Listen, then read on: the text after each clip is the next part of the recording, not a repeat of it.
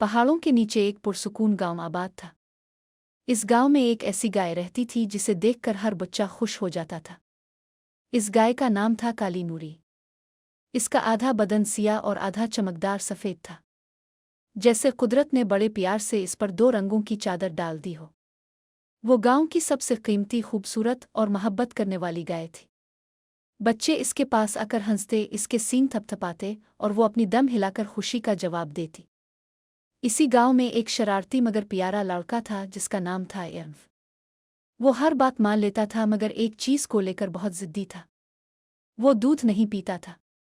इसकी उम्मी रोज़ कोशिश करती, इसे प्यार से समझाती, कभी चॉकलेट मिलाकर देती, मगर वो हमेशा एक ही जवाब देता, मुझे दूध पसंद नहीं। उम्मी के चेहरे पर परेशानी बढ़ती जा रही थी क्योंकि इरफ कमज़ोर होता जा रहा था। खेलते खेलते सांस फूल जाता, पढ़ते पढ़ते थक जाता और मामूली सी बात पर बैठ जाता। एक दिन नूरी ने देखा कि इरफ खेलते हुए अचानक थक कर घास पर बैठ गया है। इसकी सांस तेज चल रही थी, इसकी आंखों में थकन थी और उसका चेहरा फीका लग रहा था। नूरी ने दिल में सोचा, ये बच्चा कमज़ोर हो रहा है। इसे किस चीज़ की ज़रूरत है वो खुद नहीं जानता। इसे दूध चाहिए। नूरी ने दिल में फैसला किया कि वो इरफ की आदत ज़रूर बदलेगी। इसी रात इरफ को एक अजीब झिलमिलाती हुई ख्वाब दिखाई दी। ख्वाब में इसने देखा कि नूरी उसके कमरे में आई है। वो पहले से भी ज़्यादा चमक रही थी। नूरी ने नर्म आवाज़ में कहा, इरफ, मैं तुम्हें एक राज बताने आई हूँ। दूध सिर्फ मशरूब नहीं, जादू है। इरफ हैरान होकर बोला, जादू? कैसे जादू?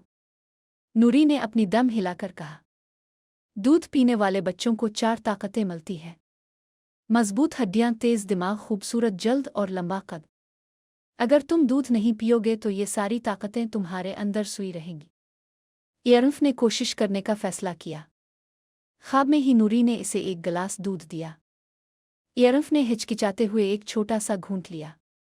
अचानक इसे लगा जैसे जिस्म में रोशनी की एक लहर दौड़ गई हो। इसकी उंगलियों में ताकत आई, चेहरा खिल उठा और दिल में खुशी भर गई। ये क्या था? नूरी मुस्कुराई, ये दूध का जादू है। अगली सुबह जब इरफ ने आईने में देखा तो इसे लगा कि वो पहले से ज़्यादा ताज़ा, ज़्यादा मजबूत और ज़्यादा पुरजोश लग रहा है। उम्मी ने हैरान होकर पूछा, आज तुम खुद जल्दी जाग गए? इरफ ने फ़ख्र से कहा, उम्मी, आज से मैं रोज़ दूध पीऊँगा। नूरी ने इरफ को अगले दिन खेत में बुलाया और कहा, अगर तुम 7 दिन मुसलसल दूध पी लो बगैर किसी बहाने के तो मैं तुम्हें एक बहुत बड़ा इनाम दूंगी।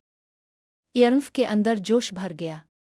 ठीक है नूरी, मैं तुम्हारा चैलेंज कबूल करता हूँ। पहले दिन इरफ ने मुश्किल से दूध पिया। दोस्त, इरफ के अंदर जोश भर गया।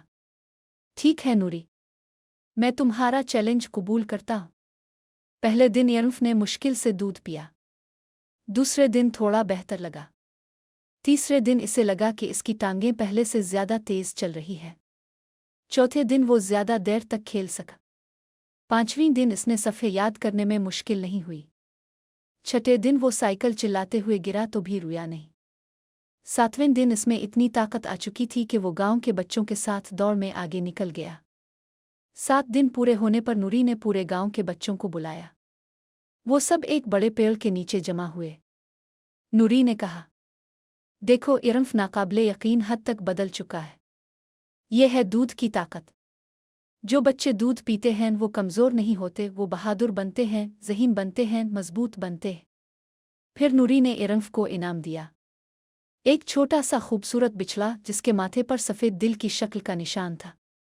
नूरी ने कहा, यह बिछड़ा तुम्हारा दोस्त है।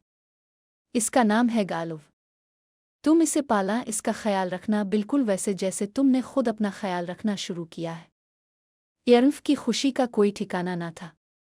अब वो ना सिर्फ दूध पीता था बल्कि दूसरों को भी समझाता था कि दूध नहीं पियोगे तो ताकत कहाँ से आएगी।